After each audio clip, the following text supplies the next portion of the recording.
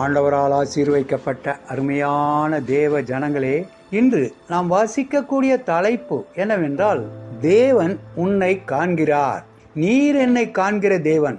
ஆதியாகமம் 16வது அதிகாரம் 13வது வசனம். தகப்பனால் கைவிடப்பட்ட குடும்பத்தில் 2 பிள்ளைகளுக்கு தாயாயிருக்கும் அல்மாவுக்கு அதிகாலைகள் வேதனையாக இருக்கும். அவள் எல்லாம் அமைதியாக இருக்கும்போது கவலைகள் மேல் எழுகின்றன. நான் வீட்டு வேலைகளை செய்யும் போது எங்களின் பொருளாதார கவலைகள் மற்றும் குழந்தைகளின் உடல்நலம் மற்றும் படிப்புகளை பற்றி யோசிப்பேன் என்று சொல்வாள். கணவன் அவளை கைவிட்ட பொழுது தன் குழந்தைகளை வளர்க்கும் பொறுப்பை அல்மா சுமந்தாள். இது கடினம். ஆனால் தேவன் என்னையும் என் குடும்பத்தையும் காண்கிறார் என்பது எனக்கு தெரியும். அவர் எனக்கு 2 வேலைகளை செய்ய பலத்தை தருகிறார். எங்கள் தேவைகளை சந்திக்கின்றார். மேலும் ஒவ்வொரு நாளும் அவருடைய வழிகாட்டுதலின்படி என் குழந்தைகளை நடக்க உதவி செய்கிறார் என்று அவள் சொல்கிறாள். எகிப்திய அடிமை பெண்ணான ஆகார் தேவனால் பார்க்கப்படுவதின் அர்த்தம் என்னவென்று புரிந்து கொண்டாள். அவள் ஆபிரகாமால் கர்ப்பமான பிறகு அவள் சாராளை வெறுக்க ஆரம்பித்தாள். ஆதியாகமம் 16வது அதிகாரம் 4வது வசனம்.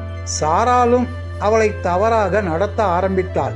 இதனால் ஆகார் வனாந்தரத்திற்கு தப்பி ஓடிப்போனாள். ஆகார் தனக்கும் தனக்கு பிறக்கப் போகிற பிள்ளைக்குமான எதிர்காலம் இருண்டு கொண்டிருப்பதைக் கண்டு தனிமையாக உணர்ந்து வேதனைப்பட்டாள்.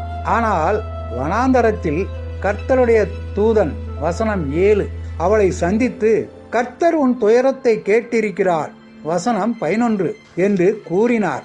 தேவதூதன் ஆகாருக்கு என்ன செய்ய வேண்டும் என்று வழிகாட்டினார்.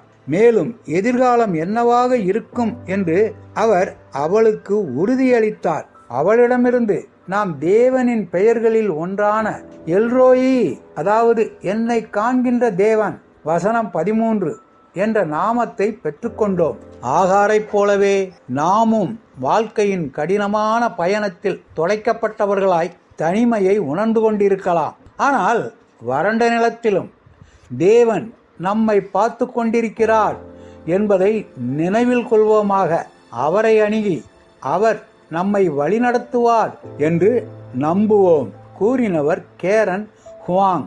தேவனை எல்ரோயி, என்னை காண்கின்ற தேவன் என்று அறிவது நம் தற்போதைய சூழ்நிலைகளை பற்றிய நம் பார்வையை எவ்வாறு மாற்றும், நாம் அவருக்கு எவ்வாறு பதிலளிக்க முடியும். தேவனே, நான் ஒருபோதும் வாழ்க்கையில் தனியாக பயணிக்க வேண்டியது இல்லை என்ற உறுதிக்கு நன்றி.